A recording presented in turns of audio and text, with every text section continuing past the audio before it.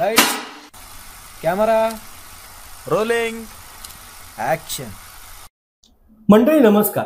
महाराष्ट्राच्या राजकारणामध्ये येत्या काही दिवसामध्ये जर तुम्हाला मंत्रिमंडळात काही बदल जाणवला, काही मंत्र्यांना डच्चू देण्यात आला आणि नवीन मंत्री त्या ठिकाणी जर विराजमान झाले तर काही आश्चर्य वाटून घेऊ नका, कारण महाराष्ट्राच्या राजकारणात अशा काही घडामोडी घडतायत। आज स्वतः उपमुख्यमंत्री एकनाथ शिंदे दिल्लीच्या वारीसाठी निघाले। आज दुपारी ते दिल्लीसाठी निघाले। आज रात्री उशिरा त्यांची अमित शहा यांच्यासोबत बैठक आहे आणि बैठकीचा मुद्दा हाच आहे की शिंदेच्या गटामधील जे मंत्री आहेत त्यांना आता डच्चू देण्याची वेळ आलेली आहे। कारण शिंदेच्या गटामधील काही मंत्र्यांचे व्हिडिओ सोशल मीडियावरती मोठ्या प्रमाणात व्हायरल झाले। चड्डी बनियन गँग मोठ्या प्रमाणामध्ये चर्चेचा विषय झाला आणि त्याचबरोबर गृहराज्यमंत्री योगेश कदम यांच्या संबंधित असलेला डान्स बार हा देखील महत्त्वाचा मुद्दा महाराष्ट्राच्या राजकारणामध्ये सुरू झाला। त्याचबरोबर राष्ट्रवादीचे कोकाटे यांचा देखील विषय आहे, हनी ट्रॅपचा देखील विषय आहे। त्यामुळे काही मंत्र्यांना आता डच्चू देणं अत्यंत आवश्यक आहे आणि नवीन मंत्री महाराष्ट्राच्या राजकारणामध्ये बसवणं गरजेचं आहे, असा विचार आता केंद्रामधील सत्तेमध्ये असलेले वरिष्ठ नेते करतायत का आणि तोच विचार घेऊन महाराष्ट्रामधील मंत्रिमंडळात फेरबदल होणार आहे का, अशी चर्चा आता राजकारणात रंगू लागली। आजचा आपला महत्त्वाचा जो विषय आहे तो योगेश कदम यांच्या बाबतीतला विषय आहे। योगेश कदम यांचे कदम कोणतरी खेचण्याचा प्रयत्न करताय का, ओढण्याचा प्रयत्न करताय का, योगेश कदम यांच्यावरती अंकुश घालण्याचा, त्यांना लगाम देण्याचा प्रयत्न मित्र पक्षातीलच काही नेते मंडळी करतायत का, असा प्रश्न निर्माण होऊ लागलाय। गेल्या काही दिवसांपूर्वी खेडमध्ये नाट्यगृहाचं उद्घाटन झालं। उपमुख्यमंत्री एकनाथ शिंदे त्या ठिकाणी उपस्थित होते आणि रामदासभाई कदम यांनी त्या ठिकाणी जोरदार भाषण केलं। योगेश कदम यांना बदनाम करण्याचं काम, कदम कुटुंबियांना बदनाम करण्याचं काम हे मित्र पक्षातीलच नेते करतायत, असा थेट आरोप त्यांनी केला आहे। कोण तो अनिल शिंदे साहेब, आपल्या सभागृहामध्ये नियम आहे 35 ची नोटीस दिल्याशिवाय कुणावरती आरोप करता येत नाही। सभापतींना आदल्या दिवशी सगळे कागदपत्र दिल्याशिवाय, सभापतींची संमती घेतल्याशिवाय आरोप करता येत नाहीत। मग कसं हे मॅनेज कसं झालं?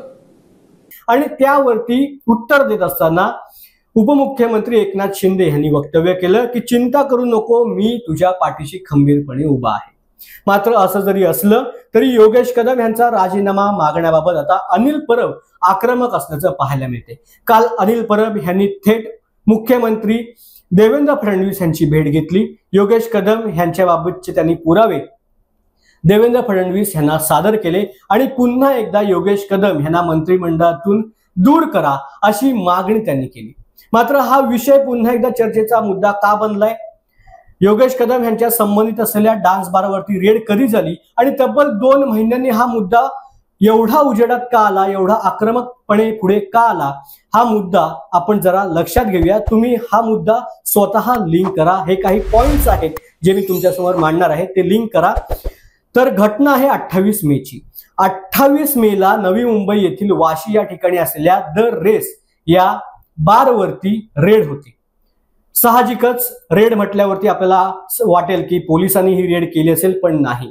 ही रेड योगेश कदम यांच्या निकटवर्तीयांच्या माध्यमातून केली जाते आणि नवी मुंबई पोलीस प्रशासन खडबडून जागं होतं।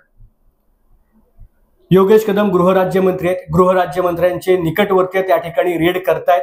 पोलीस प्रशासनाला ह्याची कोणतीही माहिती नाही आणि असं असतानाच पोलीस प्रशासन खडबडून जागं झालं, त्यांच्यामध्ये खळबळ माजली, चौकशी सुरू झाली आणि मुख्यमंत्री देवेंद्र फडणवीस यांच्याकडे संपूर्ण रिपोर्ट दाखल करण्यात आला। कट टू 30 मे बरोबर 48 तासांनी मुंबई क्राईम ब्रँच कडून एक रेड नियोजित केली जाते। अतिशय गोपनीय पद्धतीने ही रेड तयार केली जाते। समतानगर पोलीस स्टेशन पासून 50 मीटर अंतरावर असलेल्या बारवरती ही रेड केली जाते। मग कोण ग्राहक बनून आत जाणार, कोण व्हिडिओ शूट करणार, अशा सगळ्या गोष्टी होतात आणि ही रेड सावली डान्स बारवरती केली जाते। सावली डान्स बार म्हणजेच योगेश कदम यांच्या मातोश्रींच्या नावाने असलेला बार। योगेश कदम यांना या रेड बद्दल काहीच कल्पना नव्हती का, हा देखील मुद्दा समोर आला। योगेश कदम गृहराज्यमंत्री आहेत, त्यांच्याच मातोश्रींच्या नावाने जो बार चालवला जातो त्याच्यावरती ही रेड होते। असं असताना योगेश कदम यांना त्याबद्दल कोणतीच माहिती नव्हती का, असे विविध प्रश्न समोर येऊ लागले। पोलिसांनी FIR दाखल केला. तब्बल 22 बारबाला सापडल्या, ग्राहक सापडले, अश्लील नृत्य करताना ते आढळून आले, त्याचे व्हिडिओ शूटिंग झालं आणि त्यानंतर तो बार बंद करण्यात आला, सील करण्यात आला. FIR दाखल झालं, मात्र FIR मध्ये योगेश कदम यांच्या मातोश्रींचं नाव नव्हतं. कट 3 पावसाळी अधिवेशन. पावसाळी अधिवेशन चालू झालं. शिंदेचे एक मंत्री पावसाळी अधिवेशनामध्ये अडकू लागले. अनेकांच्या व्हिडिओ समोर आल्या. मग ते शिरसाट यांची व्हिडिओ असेल, आपल्या रूममध्ये बसून सिगरेट आणि पैशांची बॅग असेल त्यांची व्हिडिओ समोर आली. त्याच्यानंतर मारामारी करत असताना अजून एका मंत्र्यांचा व्हिडिओ सोशल मीडियावरती, गायकवाड यांचा व्हिडिओ सोशल मीडियावरती व्हायरल झाला आणि अनिल परब यांनी महत्वाचा मुद्दा उचलून धरला पहिल्या दिवसापासून शेवटच्या दिवसापर्यंत. तो मुद्दा म्हणजे योगेश कदम यांच्या मातोश्रींच्या नावाने असलेल्या सावली डान्स बार प्रकरणात. आक्रमकपणे अनिल परब यांनी हा मुद्दा मांडला. महत्वाचा मुद्दा हाच आहे की जर 30 मेला रेड होते, माध्यमांमध्ये कोणतीही चर्चा होत नाही, थोड्याफार बातम्या येतात, मात्र तब्बल 2 महिन्यांनी विरोधक अधिवेशनामध्ये हा मुद्दा उचलून धरतात आणि योगेश कदम यांना मंत्रिमंडळातून काढा, त्यांचा राजीनामा घ्या, अशा पद्धतीचं विधान अनिल परब यांच्याकडून केलं जातं. आज तागायत अनिल परब या भूमिकेवरती ठाम आहे. योगेश कदम यांनी त्याच्यावरती प्रतिक्रिया दिली, आपला काही त्याच्याशी संबंध नाही वगैरे ते बोलले. मात्र तरी देखील अनिल परब अतिशय आक्रमकपणे अधिवेशनाच्या शेवटच्या दिवसापर्यंतच नाही तर अगदी कालपर्यंत देखील ते त्याच आक्रमकपणे भूमिका मांडत होते की मी सर्व पुरावे माध्यमांसमोर आणणार आहे, योगेश कदम यांना राजीनामा द्यावाच लागणार आहे. आज देखील अनिल परब राजीनामा मागण्यासाठी आणि पुरावे देण्यासाठी माध्यमांसमोर पत्रकार परिषद घेणार होते, मात्र ती पत्रकार परिषद रद्द झाली. पत्रकार परिषद रद्द झाली ह्या मागचं कारण देखील आता माध्यमांनी हे सांगितलंय की अनिल परब यांची भेट घेण्यासाठी सदानंद कदम त्या ठिकाणी गेले होते. अनिल परब आणि सदानंद कदम यांच्यामध्ये चर्चा झाली आणि त्यानंतर अनिल परब यांनी पत्रकार परिषद रद्द केली. अनिल परब आणि सदानंद कदम यांचे जिव्हाळ्याचे संबंध सर्वांनाच माहिती आहेत. व्यवसायामध्ये ते एकमेकांचे पार्टनर आहेत, त्यांचे घरगुती देखील संबंध आहेत. मात्र सदानंद कदम आणि रामदास कदम यांच्यामधील वैर देखील अनेकांना माहिती आहे, सर्वश्रुत आहे. त्यामुळे आता अनिल परब यांना पुरावे देण्याचं काम सदानंद कदम करतायत का असा प्रश्न देखील समोर येऊ लागलाय. अशी चर्चा देखील आता चालू झालेली आहे. मात्र सदानंद कदम यांनी माध्यमांसमोर येऊन स्पष्ट केलं की मी फक्त गणेशोत्सवाच्या निमित्ताने अनिल परब यांची भेट घेण्यासाठी आलो होतो. आपल्या सर्वांनाच माहिती आहे की सदानंद कदम यांचा मोठा गणेशोत्सव ते साजरा करतात आणि त्या गणेशोत्सवाच्या त्यांच्या पदाधिकाऱ्यांच्या यादीमध्ये अनिल परब देखील आहेत. त्यांच्या त्या मंडळामध्ये अनिल परब यांना देखील मोठं स्थान आहे आणि अशातच अनिल परब यांची भेट घेण्यासाठी मी त्या नियोजनाच्या बैठकीसाठी आलो होतो, अशा प्रकारचं मत सदानंद कदम यांनी व्यक्त केलं.